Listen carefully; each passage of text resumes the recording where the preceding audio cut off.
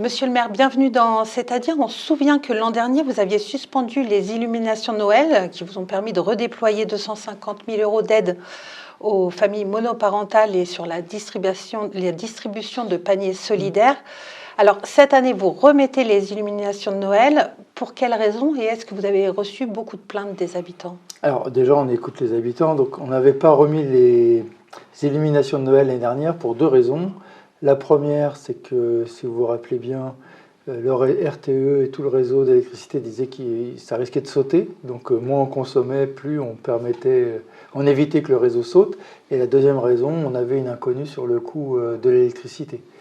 Et puis, ça nous a permis, troisième raison, de faire une aide exceptionnelle aux familles monoparentales et donc de tenir tous ces bouts. Donc on a entendu aussi les gens qui ont rouspété, il faut le dire clairement, sur le fait qu'on ait retiré les éliminations. On avait dit d'ailleurs que c'était exceptionnel, donc si c'était exceptionnel, c'est qu'on allait remettre les éliminations, ce que l'on a fait dans plus de 50 points de la ville. Elles seront situées où à peu près? En général, c'est pas loin des commerces, c'est pas loin des enfants, ou sur les grands axes, à l'entrée de ville aussi. Ça nous coûte, c'est pas l'électricité qui coûte le plus cher, c'est l'installation, puisque ça coûte l'installation 280 000 euros.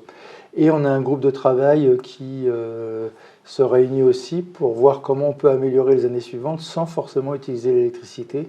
Et donc comment on peut travailler des décorations de Noël réutilisables chaque année. Ça, vous n'avez pas pu le faire cette année encore, non, pour l'instant? Ça n'a pas été fait cette année, mais le groupe de travail se met en place pour voir comment l'année prochaine on peut avoir aussi, en plus des illuminations, parce qu'il ne s'agit pas de les supprimer, mais en plus, pouvoir mettre plus de décorations dans la ville, notamment avec des choses recyclées, des choses qui seraient réutilisables chaque année. Alors, mais est-ce que ça veut dire aussi que l'aide aux familles monoparentales est diminuée, voire supprimée pour cette année? C'était une aide exceptionnelle qu'on a fait 2 ans de suite dans la foulée du Covid. On continue de travailler via le service social pour travailler sur des aides plus pérennes, mais pour l'instant, il n'y a pas de reprise de cette aide exceptionnelle. Alors, les paniers solidaires, vous poursuivez. La prochaine est le 16 décembre. Alors, combien de distributions avez-vous prévues l'an prochain? Parce que nous avez dit que vous poursuivez, donc en 2024. Oui, malheureusement, ça s'avère indispensable de poursuivre en raison de l'inflation. Donc, ça aide aussi les familles monoparentales. Et donc, on aide 1500 familles. Donc, c'est beaucoup plus de personnes qui sont concernées. Et l'idée, c'est d'en faire une par trimestre, voire 4 l'année prochaine. Donc ça, c'est budgétisé. C'est quelque chose qui est mis dans le budget auquel on ne touche pas sur l'aide, y compris avec toujours un produit bio dedans. Alors, vous nous le disiez juste avant, une des raisons de la fin des illuminations, c'était aussi diminuer la facture énergétique de la ville. Du coup, plus besoin. Cette année, ça va mieux au niveau des frais énergétiques? Non, ça va pas mieux, mais j'avais expliqué que c'était une coupure exceptionnelle aussi pour le réseau RTE pour qu'il résiste. Et donc, nous continuons un plan d'aménagement qui fait qu'on fera des économies, à la fois parce qu'on va continuer d'éteindre la lumière dans la zone d'activité économique, pas forcément dans la ville. On remplace les guirlandes et puis même les ampoules par des ampoules LED qui consomment moins et donc qui font baisser la facture énergétique.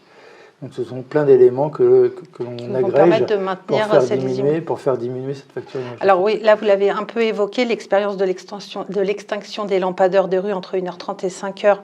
Donc, dont l'objectif était de réduire les nuisances lumineuses pour les riverains, plus que la réduction de la facture. Mais par contre, l'expérience n'a pas été concluante, puisque vous ne l'avez pas renouvelée. L'expérience est concluante, mais moi je suis un maire, j'écoute les habitants. Des habitants pensent que ça ne va pas si on coupe l'électricité la nuit dans leur zone d'habitation, même s'ils sont chez eux. Il y a un sentiment d'insécurité qui n'est pas justifié dans le sens où il n'y a pas d'augmentation de la criminalité ou d'actes faisant monter l'insécurité la nuit quand on coupe la lumière. Au contraire d'ailleurs, parce que la police nous dit que les voleurs ont aussi besoin de lumière pour pouvoir voler, puis les principaux délits se font dans la journée. Mais ceci dit, je suis bien obligé d'entendre et pas passer mon temps à expliquer que non, c'est pas vrai, si c'est perçu, c'est perçu.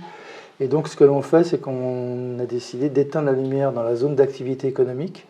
Et donc le dispositif est maintenu dans la zone d'activité économique. Là, c'est le cas actuellement? C'est le cas actuellement, personne ne dit rien, parce que c'est dans la zone d'activité économique. Dans les parcs et jardins, c'est vrai que c'était une bêtise, étaient éclairés la nuit, alors qu'ils étaient même fermés. Mais donc là, on crée le dispositif pour qu'on puisse éteindre cette lumière, et donc pour permettre à la biodiversité de se développer, au moins sur la moitié de la ville habitable, si je ne compte pas le port, au moins la moitié de la ville habitable est dans la nuit. Et là, du coup, c'est fait?